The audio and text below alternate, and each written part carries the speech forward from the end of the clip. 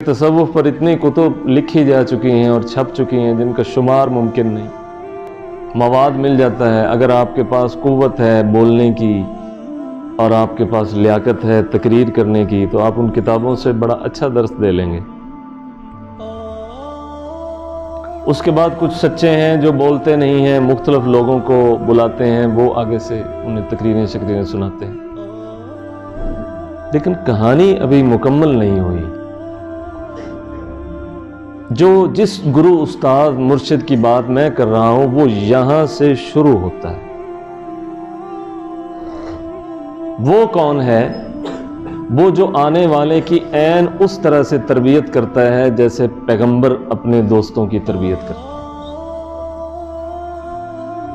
और वो खुद मुअल्लिम है, वो मुतअल्लिम भी है, यानी वो सीखता भी है और सिखाता भी है। वो बढ़ता जाता है और बढ़ाता जाता है, और वो नफ्सी उलूम जानता है, यानी वजूद के अंदर छुपी शरारतों को और अपनी खैर की फिक्र को वो दूसरे पर तवज्जो देकर उसके दिल को भी वैसा करने की कोशिश करता है जैसा कि उसका अपना दिल है। वो अपने ख्याल की ताकत से दूसरे के ख्याल को भी उसी तरह करने की कोशिश करता है जैसे उसका ख्याल, और वो शरारतों को समझता है कि वजूद की शरारतें ये हैं, नुफूस के अंदर ये शरारत, वो पूरे मुआशरे को मजमूई अंदाज से देखता है। वो नफ्सियात का आलिम है और उसे खुदा ने ये बनाया होता है, उसे किसी की खिलाफत की जरूरत नहीं होती।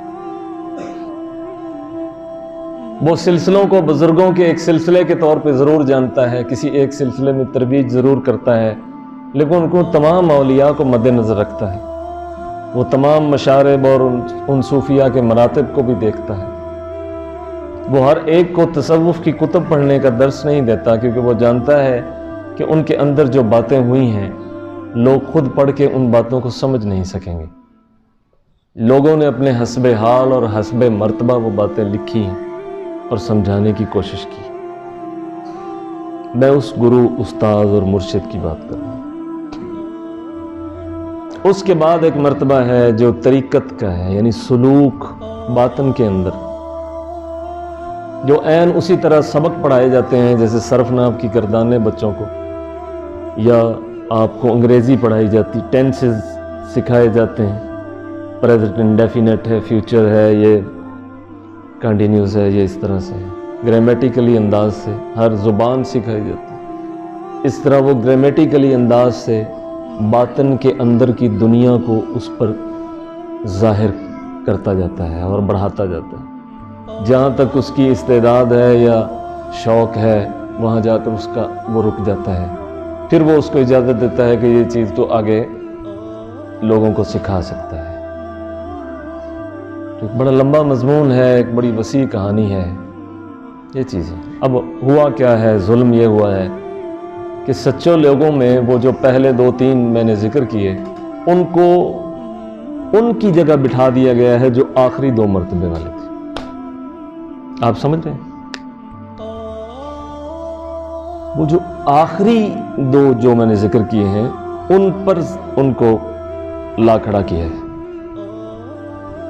झूठों की तो बात ही आप छोड़ दें, झूठे तो फिर हैं झूठे, बल्कि जुल्म यह हुआ कि आमिलों को, नजूमियों को उठाकर उन आखिरी 2 मर्तबे जो मैंने जिक्र किए हैं उनकी जगह पर बिठा दिया गया। क्योंकि कौम को पता नहीं था, लोगों ने वैसे ही माना कि ऐसे ही होगा। फिर देखें, जब मेरे पास आपको बताने और सिखाने के लिए कुछ नहीं होगा तो लाजमन मैं आपको कुछ रसूमात तो फिर उसमें लगाऊंगा ना, कि यार ये जो मोतकिद हैं ये कहीं मसरूफ़ रहे ना, ये तो ना कहीं हम आए तो कोई आगे शायद नहीं। मैं लाजमत कोई ना कोई ऐसी तो चीज़ें करूँगा जो बुज़ुर्गों से ही तल्लुक़ रखती होंगी, जिनसे मेरे मोतकिदीन मुतमईन हो जाएंगे कि हम गए थे तो ऐसे नहीं आए। हाँ, लंगर भी मिला था, खाना भी खाया था और साथ ये कुछ भी हुआ। अब वो कितने भोले लोग हैं जो बेचारे उन चीज़ों पर मुतमईन हैं, लेकिन वो क्या करें कि उन्हें ज़िंदगी में कभी किसी ने बताया ही नहीं कि वो आखिरी 2 लोग जो हैं वो भी होते हैं।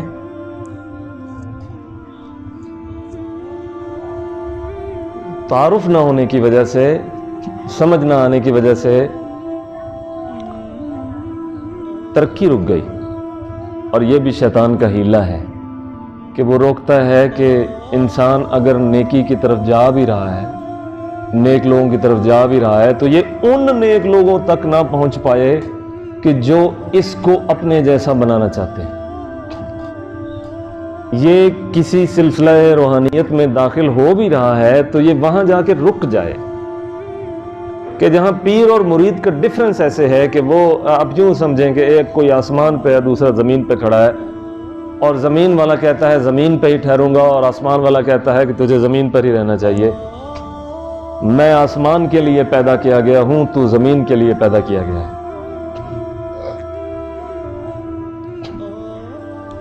اس کو وہاں جا کر ٹھہرا دیتا ہے، اس کو اس کے پاس نہیں جانے دیتا، اس مرشد کے پاس اسے نہیں جانے دیتا کہ جو چاہتا ہے کہ اس کا ہر مرید خود مرشد بن جائے۔ اس میں کوئی کسی سے تعصب والی بات تو نہیں کی میں نے، نہ کسی سے نفرت، نہ کسی کو نامینیٹ کیا ہے، کرنے کی ضرورت نہیں۔ آپ لوگوں کو عقل دے دیں، وہ خود فیصلہ کر لیں گے کہ یار یہ یہاں بھیجے۔